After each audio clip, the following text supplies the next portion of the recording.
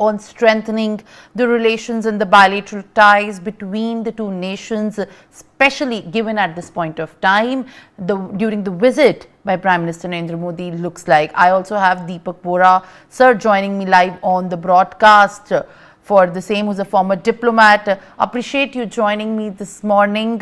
Now, as we are categorically looking at the significance of this crucial visit, briefly I would like to understand from you the kind of emphasis that will also be put into the investments in Sri Lanka. Now we already understand that a lot has been invested in Sri Lanka, and the Indian High Commissioner Santosh Jha has also given statements as to a lot has been already being invested in rail networks, in electricity, in defense and in trade in Sri Lanka.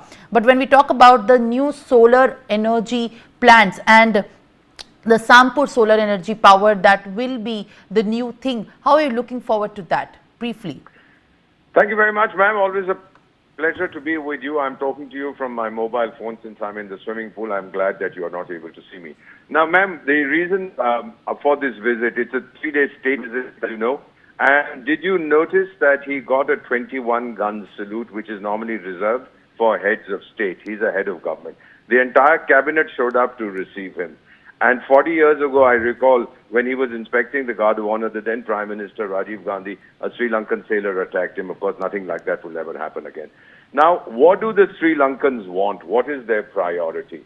All this about strategic encirclement of India, I've been hearing for 5,000 years. Nothing is going to happen about that. China doesn't have the capacity. If they did, they would have taken Taiwan long ago.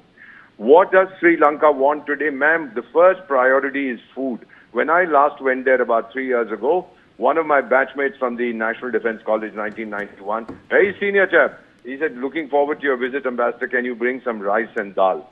Don't you think my heart bleeds? When I heard this kind of thing, he wanted it for his grandkids, etc. It just wasn't available in the market. So food will be their first priority. The second will be energy. And third, for revival of their economy, they would be looking for investment in manufacturing. Who can give that to them without any, without looking over one shoulder, without any vested self-interest? Of course, thoda sa swarth to har relationship mein hota hai. But the one country that has earned the trust of the world, you've probably heard the name of that country, it's called China. I beg your pardon, Bharat, I was joking. And one country that no one trusts is called China, and now I'm not joking. So the idea here is that he's going for this visit. Defense will be a major component, agriculture will be another thing, investment, manufacturing, etc. Our lines of credit which we have given, and we have rolled over the debt. China did not do it. China keeps everything secret. The IMF also said, guys, tell us how much do you owe the Chinese. Oh, sorry, we can't tell you, but the Chinese will beat us up.